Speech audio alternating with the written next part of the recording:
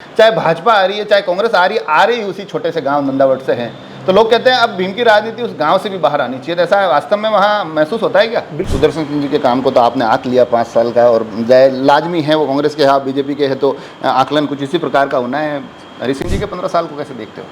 एक विषय, अभी आपके विधायक जी से मेरी बात हो रही थी बीच में, तो उन्होंने एक मुद्दा उठाया था कि राजसमंद में ब्रॉडगेज आ रही है, बड़ी खुशी की बात है, मगर ब्रॉडगेज आकर देवगढ़ तक रुक जाती है।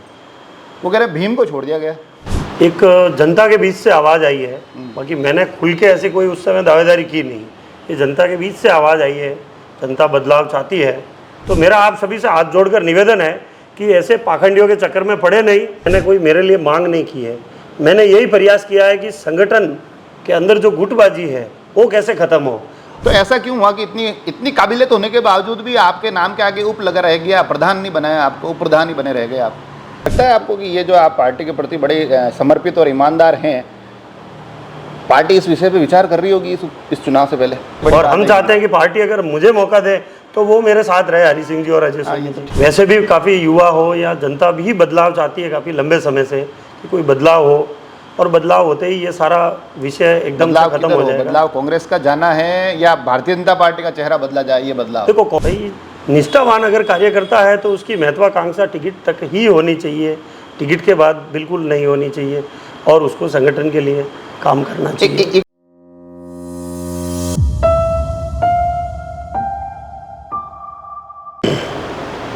नमस्कार। राजस्थान में जैसे जैसे हम चुनाव की तरफ बढ़ रहे हैं, चुनावी सरगर्मियां बढ़ रही है। चुनावी सरगर्मियों में दावेदारों की दौड़ बढ़ रही है, और दौड़ के साथ साथ हम भी कोशिश कर रहे हैं कि इन तमाम चुनावी चेहरों तक पहुँचें, उनको आप तक पहुँचाएँ। आज एक चेहरा लेकर आया हूँ मैं, जो लगातार सक्रिय हैं और राजसमंद जिला मुख्यालय से काफ़ी दूर जो विधानसभा क्षेत्र होता है, उस विधानसभा क्षेत्र से आते हैं। नाम होता है नारायण सिंह चौहान। हाल ही में लगातार काफ़ी ज़्यादा सक्रियता पार्टी के तौर पर हुई है। उप प्रधान हैं आप पंचायत समिति भीम के, बगड़ इनका गांव है, और इस बार इस चुनावी समर में भीम देवगढ़ से अपनी दावेदारी कर रहे हैं। तो सबसे पहले तो आपका बहुत बहुत स्वागत राजसमंद एक्सप्रेस पर। जी, सभी को नमस्कार। सबसे पहले जय श्री राम। दावेदारी तो आप कर रहे हैं, हालांकि दावेदारी की बात है, मैं भी कोशिश करूंगा कि बिल्कुल सहज सरल इंटरव्यू लूं, ऐसा मतलब भारी भरकम इंटरव्यू नहीं लूं। बाकी अब आप उप प्रधान तो अभी है, अब आप चाहते हैं कि विधायक भी बने, तो ये कैसे भावना जागी कि चलिए विधायकी की भी कोशिश तो करते हैं? ऐसा है सर कि मैंने अब तक में जो संगठन के जितने भी दायित्व दिए हैं उन दायित्वों का निष्ठापूर्वक निर्वहन किया है। ऐसे मैंने एक जनता के बीच से आवाज़ आई है, बाकी मैंने खुल के ऐसी कोई उस समय दावेदारी की नहीं। ये जनता के बीच से आवाज़ आई है, जनता बदलाव चाहती है। उस दृष्टि से युवा वर्ग भी है बहुत बड़ा हमारे वहाँ पे, वो भी चाहता है कि किसी युवा विधायक को मौका मिले। तो उस दृष्टि से फिर पार्टी जो भी मौका देगी हम उस ऐसा तो नहीं है कि नारायण सिंह जी सोच रहे हैं कि देखो हरी सिंह जी हार चुके हैं और लंबे टाइम तक रह लिए, तो हो सकता है उनके प्रति कोई नाराज़गी भी हो, पार्टी के समीकरण सेट नहीं हो। दूसरा जो चेहरा निकल कर आता है अजय सोनी, कि भैया ये उस जातीय समीकरण के खांचे में सेट नहीं होते हैं जिसकी भीम देवगढ़ विधानसभा में ज़रूरत होती है। तो ऐसे में हो सकता है कि एक संतुलन बिठाने के लिए मेरा चेहरा काम आ सकता है। ये सोच तो नहीं है दावेदारी के पीछे कि हाँ ये मेरा संतुलन सध सकता है? ये ऐसी कोई सोच नहीं है। हम चाहते हैं कि हमारी पार्टी वहाँ से जीते हैं। पार्टी को पिछली बार जो हमारी पार्टी हारी है तो उससे हमें बहुत बड़ा खामियाजा हुआ है, बहुत बड़ा नुकसान हुआ है, और उससे हमारे कार्यकर्ताओं को काफ़ी कुछ और वहाँ की क्षेत्र स्थानीय जनता को काफ़ी नुकसान झेलने पड़े हैं। तो इसमें हम ये चाहते हैं कि जैसे मैं देवगढ़ के करीब रहता हूँ और भीम तहसील का निवासी हूँ, तो भीम के तो हम है ही हैं, और देवगढ़ के करीब रहते हैं, तो भौगोलिक दृष्टि से मैं विधानसभा के मध्य में रहता हूँ। कुल मिला के जो मैं समझ पा रहा हूँ, आप ये कहना चाह रहे हैं कि वहाँ क्षेत्रवाद की लड़ाई भी चलती है। पिछली बार अजय सोनी देवगढ़ से थे, भीम से हरी सिंह जी थे, मैं दोनों के बीच में रहता हूँ, दोनों ही तरफ संतुलन साध सकता हूँ। ऐसा है कि भीम तहसील का तो मैं निवासी हुई ही हूँ, और भीम तहसील हमारी हाईवे पे लंबवत आकार में बसी हुई है, और देवगढ़ हमारे 8-10 किलोमीटर ही पड़ता है। तो देवगढ़ की जनता भी हमें हमें देवगढ़ का ही मानती है, तो हमें क्षेत्रीय संतुलन बनता है। जी, तो क्षेत्रीय संतुलन आप लग रहा है कि हाँ मैं इसको साध लूँगा। बाकी वैसे अगर मैं भीम को देखूँ और भाजपा को देखूँ, दोनों को एक साथ पैरेलल खड़ा करके देखूँ, और जो चर्चाएँ हम तक भी पहुँचती है, चर्चाएँ आप तक भी आती होगी, कि भीम में भाजपा जीत तो सकती है मगर हरी सिंह जी और अजय सोनी की जो एक वो चुनावी कसरत हर बार होती है निर्दलीय वाली, अजय सोनी निर्दलीय खड़े हो जाते हैं, हरी सिंह जी भाजपा के टिकट पे लड़ते हैं, तो वो उससे इस बार भी पासा लोग कह रहे हैं कि ऐसा तो नहीं हो कि वापस वही परिस्थिति हो जाए और वही स्थिति रह जाए। तो ये समीकरण भी आपके माध्यम से साधने की कोशिश तो नहीं हो रही है? ये विषय भाई साहब सब पार्टी तक ऊपर अपर लेवल तक पहुंचा हुआ विषय है। अगर इस प्रकार का, हम तो चाहेंगे कि पार्टी में आपसी सामंजस्य बन जाए और पार्टी दोबारा इस प्रकार के कोई नुकसान नहीं झेले। पर अजय सोनी तो हालांकि अभी तो आपकी पार्टी में है, मगर लोग दबे स्वर में यह भी कहते हैं कि अवसर नहीं मिला तो हो सकता है फिर से निर्दलीय दिखें। हालांकि आपकी पार्टी उनको साधने की पूरी कोशिश कर रही है, अलग अलग विभिन्न पद दे रही है, जिम्मेदारियां दे रही है, साधने की कोशिश तो कर रही है, मगर लोग कह रहे हैं अगर नहीं सदे तो हालात फिर से विकट हो जाएंगे। तो ऐसा आपको क्यों लगता है कि वो हरी सिंह जी खड़े होंगे तभी खड़े होंगे, आपके लिए वो खड़े नहीं होंगे? वो तो आपके टाइम में भी खड़े होंगे, फिर होना ही होता। नहीं, ऐसा नहीं है। हम तो चाहते हैं कि सभी जो पार्टी के पुराने वरिष्ठ जो भी कार्यकर्ता हैं सारे पार्टी के साथ रहें और महत्वाकांक्षा टिकट तक रहे। अगर विधायक कोई बनना भी चाहते हैं तो टिकट तक तो वो अपना प्रयास करें, लेकिन टिकट मिलने के पश्चात पार्टी के जिस भी कैंडिडेट को वरिष्ठ कार्यकर्ता, पार्टी के जो वरिष्ठ हमारे सीनियर जो लीडर्स हैं वो तय करते हैं, उनके साथ लगे और हमारी राष्ट्रवादी विचारधारा की पार्टी जो भारतीय जनता पार्टी है उसे जिताकर कमल का फूल खिलाए। कमल का फूल तो खिलाएं, मगर आप अपनी दावेदारी बता रहे हैं, आप यह भी कह रहे हैं कि मैं लंबे समय से पार्टी से जुड़ा हुआ हूं, पार्टी की गतिविधियों से जुड़ा हुआ हूं, पार्टी का बड़ा ही संगठन निष्ठ कार्यकर्ता हूं, संतुलन भी साध रहे हैं कि दोनों जगहों के बीच में रहता हूं, उस समाज से आता हूं जो समाज वहाँ सर्वाधिक हैं। तो ऐसा क्यों हुआ कि इतनी काबिलियत होने के बावजूद भी आपके नाम के आगे उप लगा रह गया, प्रधान नहीं बनाया आपको, उप प्रधान ही बने रह गए आप? अब वो भाई साहब उस समय पार्टी ने जिन लोगों को ये दायित्व दिया था चयन करने का, किन लोगों को? जो भी पार्टी ने उस समय, वो तो सभी जानते हैं, आप भी जानते हैं, वो सारा क्षेत्र भी जानता है कि उन लोगों ने अपने दायित्व का किस प्रकार निर्वहन किया, हरी सिंह जी कैसे उन लोगों ने चयन किया। हरी सिंह जी ने थे ही, पूर्व विधायक जी थे साथ में, पूर्व विधायक जी भी थे और कुछ और भी थे। तो अब उन लोगों ने अपना किस प्रकार से जो उनको जिम्मेदारी दी उसका कैसे निर्वहन किया वो उनका विषय है। हमने जिस व्यक्ति को उन्होंने सामने रखा, हमने उसको तुरंत पार्टी का आदेश मानते हुए सबसे पहला वोट ही मैंने दिया था। लगता है आपको कि ये जो आप पार्टी के प्रति बड़े समर्पित और ईमानदार हैं, पार्टी इस विषय पे विचार कर रही होगी इस चुनाव से पहले? देखिए भाई साहब कि पिछले अपने 2022 के चुनाव में जब मेरे को गुजरात जाने के लिए कहा गया था, 3 महीने आपको देने हैं गुजरात में, तो मेरे को गांधीनगर उत्तर विधानसभा में दायित्व मिला था, तो मैंने पूरे 3 महीने वहाँ पे भी दिए। उससे पूर्व में भी जो भी दायित्व मिले हैं, चाहे अल्पकालिक हो चाहे पूर्णकालिक, जैसे भी दायित्व मिले, मैं पूर्व में ओबीसी जिला महामंत्री भी रह चुका हूँ राजसमंद से, और उसके पश्चात भी जिले लेवल के अभी तक विभिन्न दायित्वों पर जो भी दायित्व जिला अध्यक्ष जी मुझे दे रहे हैं उन सारे दायित्वों का अपन निष्ठापूर्वक निर्वहन कर रहे हैं। पार्टी का यूँ नहीं कि फॉर्मेलिटी किसी में नहीं करते, और न किसी को जो दायित्व मुझे मिलता है, मैं मंडल लेवल की कार्यकारिणी भी बनाता हूँ उसमें, जो जैसे अभी नई सहेगा राजस्थान का मेरे को जिला संयोजक बनाया गया था। अभी प्रचार प्रसार विभाग का जो विभाग हमारा बना है पार्टी ने, जो 2024 तक रहेगा लोकसभा चुनाव तक, तो उसकी भी हमने कार्यकारिणी बनाई है, तो उसका भी हम पर फिर भी हम बात करें ना, अगर बड़ी स्पष्ट शब्दों में कहूँ तो वहाँ लोग भीम के उस समीकरण पर ये कहते हैं कि भीम में तो देखो सबसे बड़ा चेहरा हरी सिंह रावत है अभी तक, तो फिर कहते हैं कि अगर किंतु परंतु हुआ तो क्या अजय सोनी क्या लॉटरी खुल सकती है? आपका नाम अमूमन इन 2 के बाद उस जिक्र में आता है, तो अब ये 2 से तीसरे से पहले तक जाने की दौड़ कैसे पूरी होगी, ये समझ में नहीं आ रहा है मेरे को। सर, हम तो पार्टी का लगातार, जैसे मैंने आपको पिछला ये पहले भी बताया है कि लंबे समय से मैंने कोई मेरे लिए मांग नहीं की है। मैंने यही प्रयास किया है कि संगठन के अंदर जो गुटबाजी है वो कैसे ख़त्म हो, और हर कार्यकर्ता, पार्टी का हर कार्यकर्ता संगठन निष्ठ कैसे बने, ताकि वो पार्टी को फ़ायदा पहुंचाने में कामयाब रहे, और पार्टी का जो भी उम्मीदवार हमारे यहाँ पे जो भी नियुक्त होगा वो भारी बहुमत से यहाँ से जीते। तो ये प्रयास मैंने लगातार किया, पार्टी के संज्ञान में भी है, हमारे संगठन महामंत्री जी के संज्ञान में भी है। तो मुझे चलो एक बात बताओ, भीम देवगढ़ क्षेत्र में भारतीय जनता पार्टी के नेताओं की बड़ी समस्या कांग्रेस है या बड़ी समस्या अगर कोई निर्दलीय खड़ा हो जाता है तो वो है? नहीं, बड़ी समस्या समस्या का बड़ी का और छोटी का कोई विषय नहीं है। हमारा मूल समस्या तो कांग्रेस से ही हमारा को टक्कर लेना है। कांग्रेस से टक्कर लेने पर लोग इस बार कह रहे हैं कि सुदर्शन सिंह लगातार सक्रिय हैं, बड़े विकास करवा रहे हैं, युवाओं में बड़े लोकप्रिय हो गए हैं और इस बार किसी निर्दलीय की जरूरत ही नहीं है, इस बार तो सुदर्शन सिंह डायरेक्ट जीत रहे हैं। ऐसा नहीं है, उनके बहुत सारे ऐसे कुछ कार्य हुए हैं, करते हुए हैं जो सनातन विरोधी भी रहे हैं, तो ये सारी इन कार्यों से जनता आहत भी है। ये तो आपका मूल एजेंडा है, वो कहते हैं कि ये तो भाजपा के पास यही बचा है बस।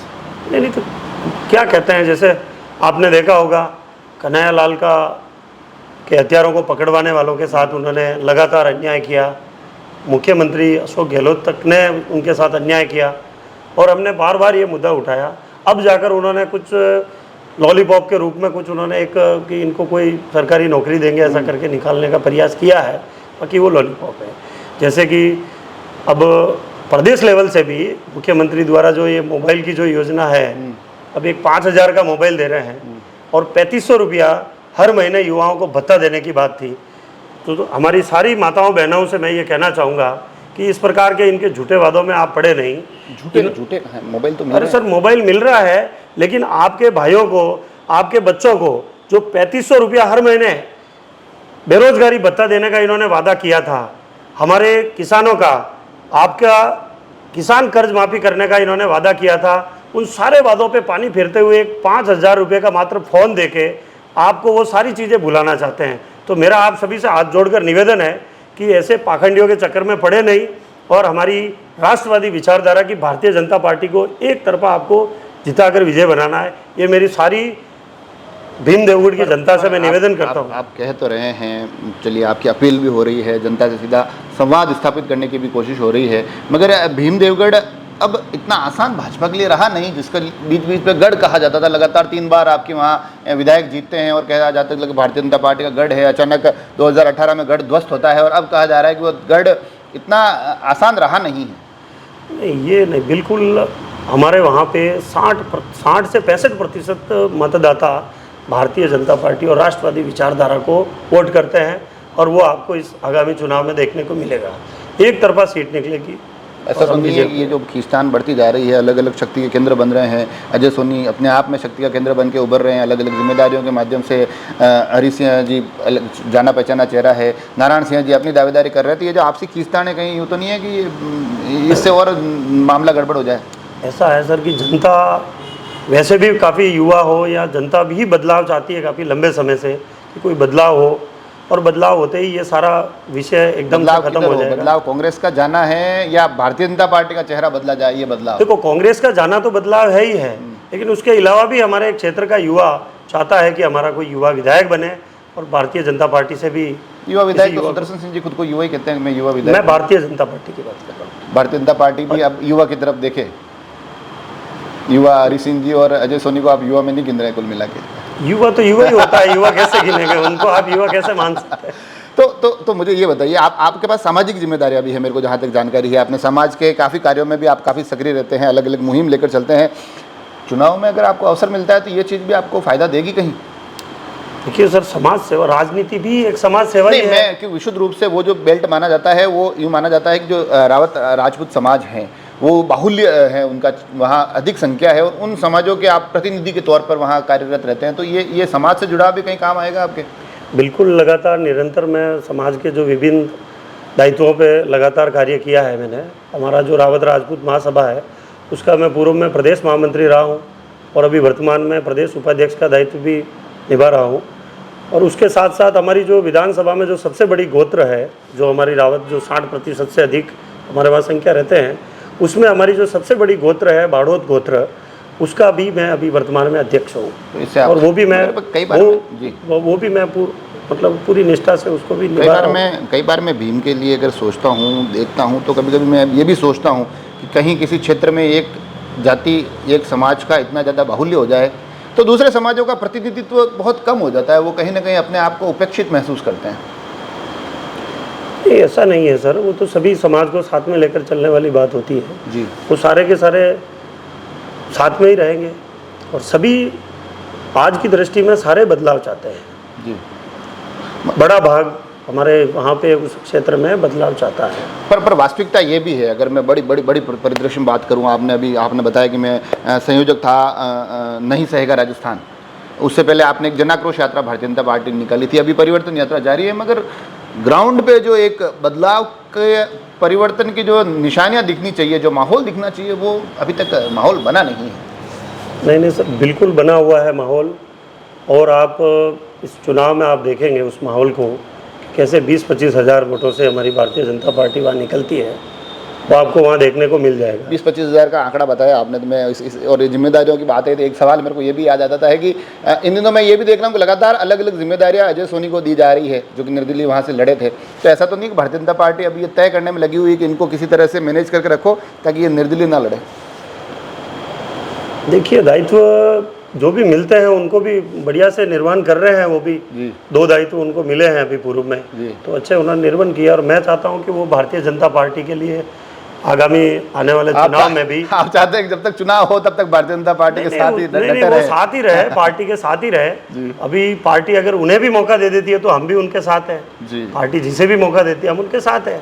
चलिए, ये बड़ी और बात हम है। चाहते हैं कि पार्टी अगर मुझे मौका दे तो वो मेरे साथ रहे, हरी सिंह जी और अजय हाँ, सोनी ये तो जी। ठीक है, ये तो वाजिब बात है ये तो, कि हाँ भाई अगर उनको अवसर मिलेगा तो मैं उनके साथ हूँ। जिस तरह से आपने बताया कि मेरे को जब पता चला कि प्रधान किसी दूसरे को बनाया जा रहा है और मैं पहला वोट दे रहा हूँ जी, तो यहाँ पर भी आप स्पष्ट रूप से कह रहे हैं कि अगर उनको मिलेगा तो उनके साथ है, मेरे को मिलेगा तो मेरे साथ रहना चाहिए उनको।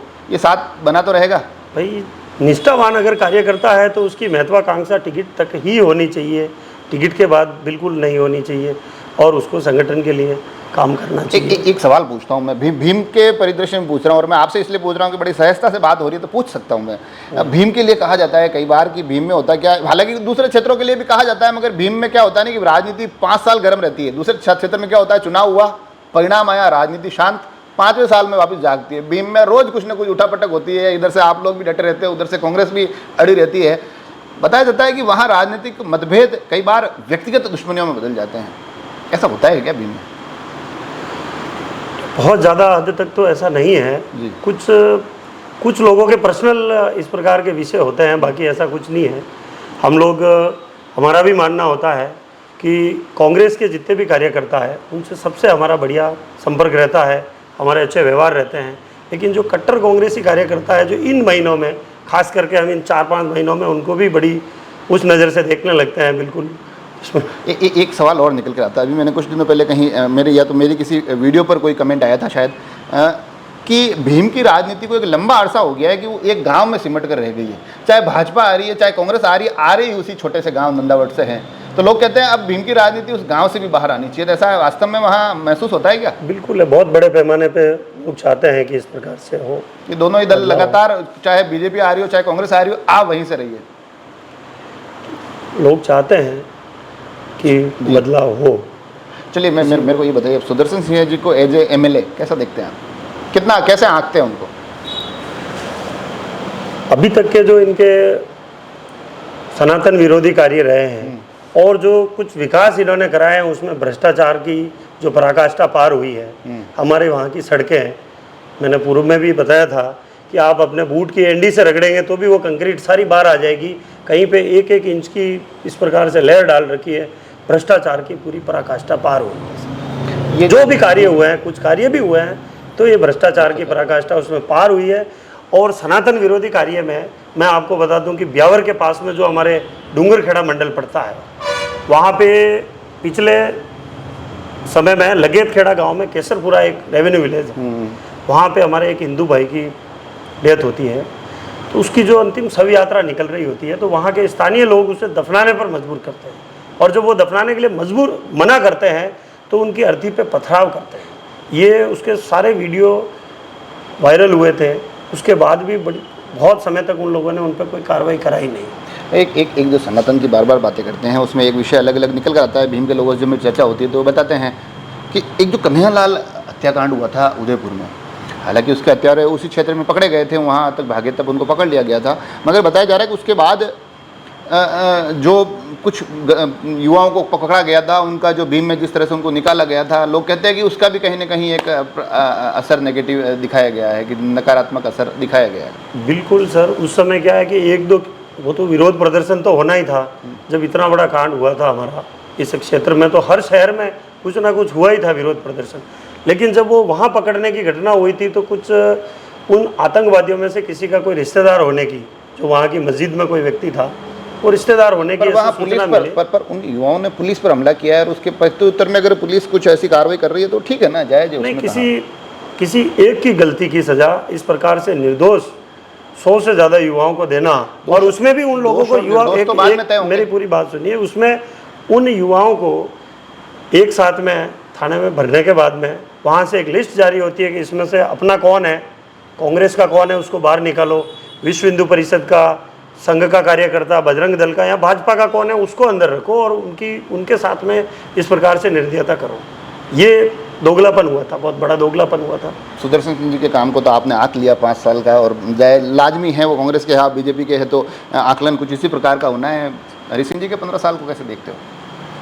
भारतीय जनता पार्टी के भी अच्छे निकले हैं। उस समय लोग कहते हैं काम नहीं हुआ उस वक्त। काम तो हुए ही थे। काम तो जो भी जननायक बनेगा काम तो कराना ही है, वो अपने घर पे तो कराएगा नहीं सारे काम। नहीं, पर अब आप कह रहे हैं कि इनके 5 साल की सड़कें तो एडी से रगड़ के दाने निकल जाते हैं, आपके 15 साल की सड़कों का ही अता पता नहीं था। जो लोगों के फीडबैक आते हैं मेरे तक, वो तो मैं आपसे पूछ रहा हूँ। ऐसा नहीं है, हमारे भाजपा के कार्यकाल में ऐसा इतना भ्रष्टाचार नहीं हुआ है, और सड़कें हैं आज भी हैं उस समय की बनी हुई। हमारे जो PMGSY की जो सड़कें बनी हैं उनकी क्वालिटी देखिए आप। लेकिन हालांकि उनमें भी PWD के माध्यम से कुछ भ्रष्टाचार तो हुआ है। ऐसे ठेकेदार जिन्होंने कभी ठेकेदारी का टी भी नहीं जानते होंगे, वो लोगों ने PMGSY के कॉन्ट्रैक्ट लेके सड़कें बनाई, कांग्रेस के कार्यकर्ताओं ने, विधायक ने इस प्रकार के लोगों को कॉन्ट्रैक्ट दिया। एक विषय, अभी आपके विधायक जी से मेरी बात हो रही थी बीच में, तो उन्होंने एक मुद्दा उठाया था कि राजसमंद में ब्रॉडगेज आ रही है, बड़ी खुशी की बात है, मगर ब्रॉडगेज आकर देवगढ़ तक रुक जाती है। वो कह रहे भीम को छोड़ दिया गया। आगे का सर्वे भी लगभग कंप्लीट हो रहा है, कंप्लीट हो चुका है जी। आगे लाइन देवगढ़ से भीम जेवाजा होते हुए बढ़ जा रही है, उसका भी सर्वे लगभग कंप्लीट हो गया है। चलिए, अब विधायक से वापस हम आपकी थोड़ा सा पंचायत समिति में आएंगे, फिर इस इंटरव्यू के आखिर तक पहुंचेंगे। पंचायत समिति के भी मैं कई बार आपके वीडियोस देखता हूं, आप बड़े गंभीर आरोप लगाते हैं, आप पर भी गंभीर आरोप लगते हैं, तनातनी होती है, तो आखिर इतना ज़्यादा माहौल गर्म क्यों रहता है भीम की राजनीति में? वो पंचायत समिति के कुछ वीडियो मैंने देखे थे, आप भी आरोप लगा रहे थे, सामने से भी आरोपों की बौछार हो रही थी। ऐसा सर कि साधारण सभा जो है वो नियमित रूप से होती नहीं है, और जब होती है तब भी साधारण सभा में अलग बात होती है, और ये जो यहाँ पे प्रोसीडिंग जो भेजते हैं जो कार्यों की, वो अपने तरीके से भेज देते हैं। और बीच में तो इन्होंने इतना गफलत किया कि साधारण सभा हुई नहीं, एक दो अपने पंचायत समिति सदस्यों से घर जाकर साइन करवाए। उन्होंने लिखित में भी हमारे को दिया है, प्रमाण दिया कि ये मेरे घर आके मेरे से साइन करा के गए। तो ये अधिकारी इनके चक्कर में पूरा यानी अपने कार्य का पालन पूरी तरीके से नहीं कर रहे हैं, और हमारे जो जनप्रतिनिधि हैं, पंचायत समिति सदस्य, उनके अधिकारों का हनन कर रहे हैं। ये बहुत बड़ी गंभीर अधिकारी का हनन हो रहा है। जब भीम पंचायत समिति का जिक्र आता है ना, तो मेरे को एक किस्सा याद आता है। आपके ही सदस्य, आपके ही पंचायत समिति के मुखिया प्रधान साहब दौड़े दौड़े भागे भागे दिखाई देते हैं, राजसमंद उस नौचौकी की पाल पर आते हैं, आरोप लगाते हैं, फिर वापस आते हैं, बताते हैं कि मेरी याददाश्त चली गई थी, लोग मुझे उठा के ले गए थे, क्या हुआ मुझे पता ही नहीं है, मुझे बरगलाया गया। ये पूरा मामला क्या था? ये अब सर आप जानते तो होंगे पूरा पूरा, ऐसा तो नहीं है कि आपको पता नहीं हो। आप कैमरे पे नहीं बताएंगे, मुझे पता है, जानते तो होंगे। वो सारी चीज़ें जो भी है, जो भी घटनाक्रम हुआ, पूरी जनता ने ना, आप लोगों ने भी देखा है, वो उनका व्यक्तिगत मामला है, मैं उसमें कुछ टिप्पणी नहीं कर सकता। भीम प्रधान जी और वो वीडियो या भीम विधायक का था, या भीम प्रधान जी और आपके पूर्व विधायक जी के बीच की मामला था? अब जो भी हो, उन लोगों का व्यक्तिगत मामला है, मैं उसमें कोई टिप्पणी नहीं करना चाहता। आप दूर से मजा लेना चाह रहे हो कि ठीक है भाई, ये सब चलता रहे तो कम से कम मेरी दावेदारी पुख्ता होती रहे। नहीं सर, ऐसा कुछ नहीं है, बाकी उनके व्यक्तिगत मामलों में मैं टिप्पणी नहीं आपको कंफ्यूज नहीं करूँगा। और आखिर में एक अवसर समझ लीजिए, एक सवाल समझ लीजिए कि मैं चाहता हूँ कि आप सीधा सीधा हमें बताएं कि आखिर इस आने वाले चुनाव में आपको अवसर पार्टी क्यों दे, या जनता आपको क्यों उस मजबूत दावेदार के रूप में देखे? मैं चाहता हूँ सीधा सीधा आप अपनी बात जनता तक पहुँचाएँ। उसमें सर जनता को, हमारे जो क्षेत्र की जनता को बहुत सारी सुविधाएं मिलनी चाहिए थी, वो अभी तक उनसे वो वंचित रहे हैं।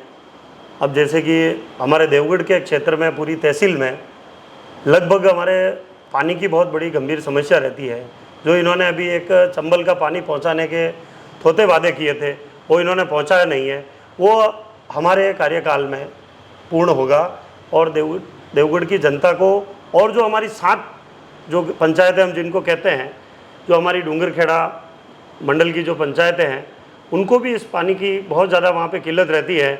आसपास के गांव जो भिलवाड़ा और ब्यावर विधानसभा हैं, उनको उस पानी की सुविधा मिल रही है, लेकिन उन गाँवों को नहीं मिलती है।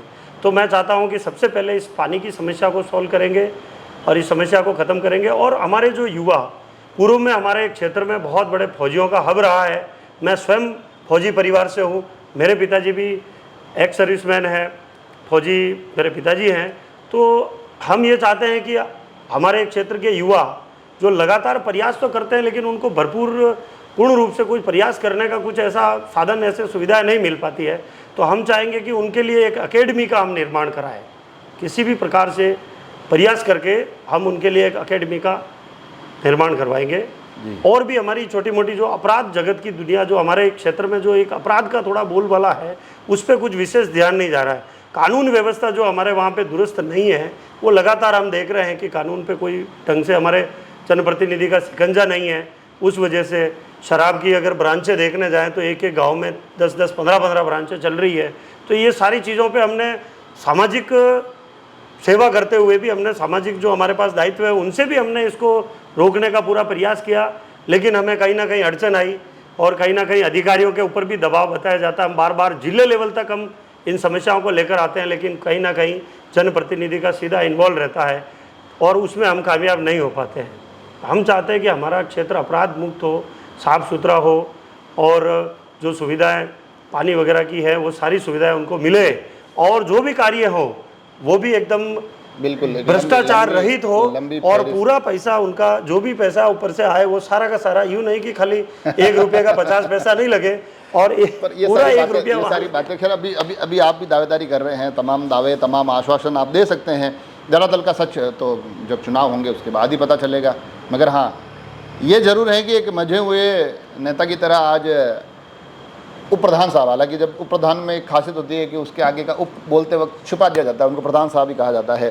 तो बड़ी बेबाकी से बोले हैं, कुछ बातों का बड़े स्पष्ट जवाब दिया है, कुछ बातों में पार्टी लाइन का अनुसरण किया है, मगर कुल मिलाकर अपनी दावेदारी के लिए कहा है कि कहीं पर भी अगर संतुलन साधने की ज़रूरत होगी तो संतुलन साधने के लिए मेरा नाम सबसे अग्रणी रहेगा। अब देखने वाली बात होगी कि उस संतुलन को पार्टी किस नज़र से देखती है, किस अवसर तक उस संतुलन को पहुंचाती है। हमने कोशिश की है कि आज ये चेहरा आप तक पहुंचे। आप सभी लोग जुड़े रहें राजसमंद एक्सप्रेस से। धन्यवाद। जय हिंद, जय भारत, जय श्री राम।